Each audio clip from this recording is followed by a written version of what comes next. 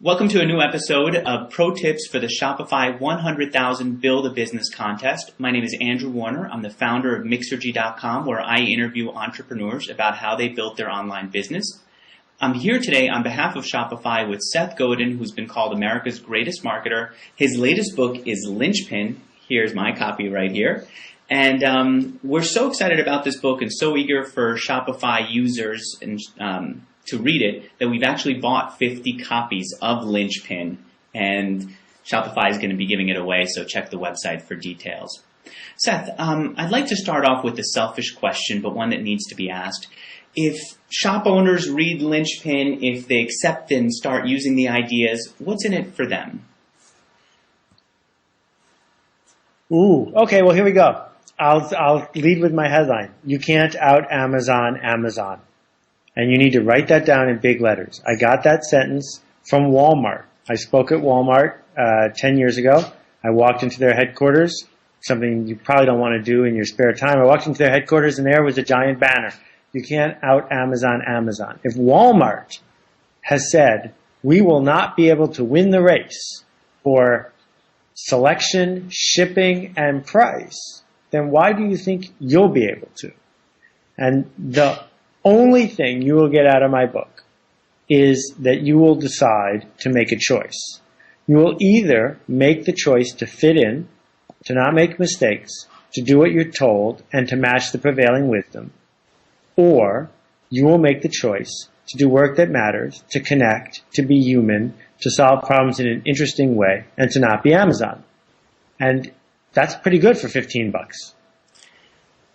Do you have an example of a store that excites you, that's smaller than Amazon, that embodies the Linchpin ideas?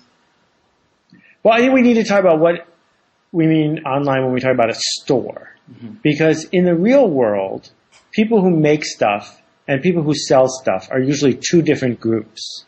Meaning that if you make axes or socks or shoes, then you sell them to a store and the store sells them to people. Most stores in the real world bend over to sell things that other stores sell. That's the point. In the online world, where Google has eliminated geography, if all you sell is what other stores sell, then you've already lost. Because someone will be cheaper than you, someone will be faster than you, and someone will be able to ship to me better than you. So the only thing that's available is either that you make something, right? And I can think of plenty of people who make stuff, who have interesting stores. Someone like Bonobos, the guys who make khaki pants that don't fit me quite right. Or this guy I know, Graham, who makes axes. Or the people at Little Mismatch who make socks. I mean, the only place you can buy those from the manufacturer is at the manufacturer's site. You know, I just bought something online from a woman who only sells one item, but she also makes that one item. I think that's a fundamental difference than being a jobber. You know, when I first started out as an entrepreneur, I sold surgical scrubs in college because those were the fashion. You got to look like you were on ER or something. Obviously, I didn't make surgical scrubs. I found someone who would sell me surgical scrubs, and then people could come to my dorm room and buy them.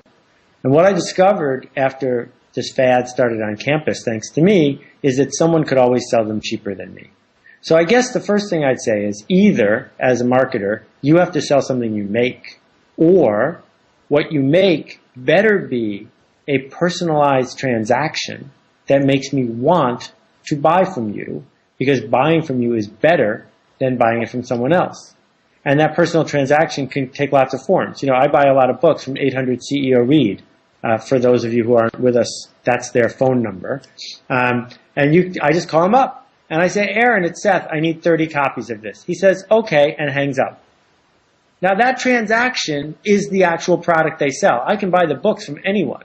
But the fact that Aaron knows who I am, will trust me enough to send me a bill, will ship me this stuff at a fair price so I don't have to search around and make sure I'm not getting ripped off, that's how he gets my business when I need 30 copies of a book. Because it's actually faster than calling Amazon and easier, and my accountant likes it more because she knows what to do with the bill. So they've carved out this niche, selling exactly the same books that Amazon sells, but doing it in a fundamentally different way. Okay, so that's the product. What about marketing? So you've got a product, it's unique, it's a different way that you're selling it. How do you get the word out? How do you get anyone to even know that you exist online with so many competitors out there? Well, if you do a Google search for First 10, First-Ten, you'll find a post I wrote about this. And my argument is that if you can't get 10 people to fall insanely in love with the way you sell stuff, you're doomed. All the marketing in the world isn't going to help you.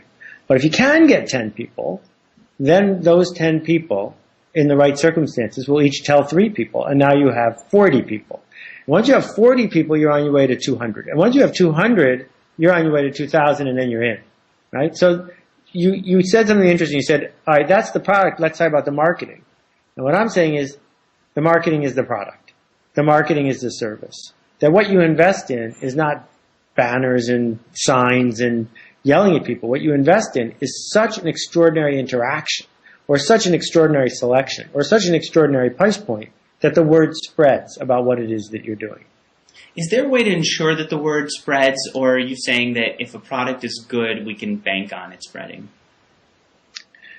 No, there's no way to ensure it, but there's a way to increase the likelihood. Okay. You know, there are lots of things that people buy that they don't go out of their way to tell other people about. So let's say you run the best venereal disease testing clinic in Santa Fe, New Mexico. People come in, they're treated very well, it's a great experience. No one's leaving to talk about how great the VD testing is at your lab. It's just not easy to talk about. On the other hand, if you make a product that's fun to talk about, if you have a store where the interactions, I must have been sent this link 1,000 times, a guy who has a store, I think in Holland, where you get there and then all of a sudden the stuff on the screen starts dripping and changing. It looks like the whole website is melting. Right? Now people see that, and they might not even be a customer, but they say, "Ooh, you got to see this." And then the interaction. Here's my favorite example of this. Go to Google and type in penguin, like the little penguin thing, Penguin Magic. Penguin Magic is a website that sells magic tricks, just like 100 other websites that sell magic tricks. There are very few magic tricks that Maxwell and the guys at Penguin have that you can't get somewhere else. But every single trick has a video of someone doing the trick. That changes everything. Because why would you buy it from anybody else when you can see the guy doing it? And in fact, they told me that most of their sales come from amateur magicians who see the trick being done, can't figure out how to do it, and buy it just to find out how to do the trick. It is brilliant because it's certainly worth $19 to buy the trick, to find out how the trick was done. And now you have the trick. It's a bonus. All right, let's talk a little bit more about the premise of the book Linchpin, because one of the things that you say is that we all have this spark of genius in us, right? Well, what's genius? If you want Albert Einstein, big hair, physics genius, then the answer is no. But if you mean, as I mean, solving a problem that no one solved before in a new way, then we're all geniuses. When you were 3, you solved the finger painting problem. Or when you were 12, you solved the how to tell a joke to the grumpy grandfather problem. All of those problems are legitimate problems that have been solved. When you are the receptionist at a big company and the biggest client comes in and she's really angry and you make her unangry, that was an act of genius. And they need you. They can't afford to replace you with an automated system because the automated system will not make that grumpy client happy next time. So you've made yourself indispensable.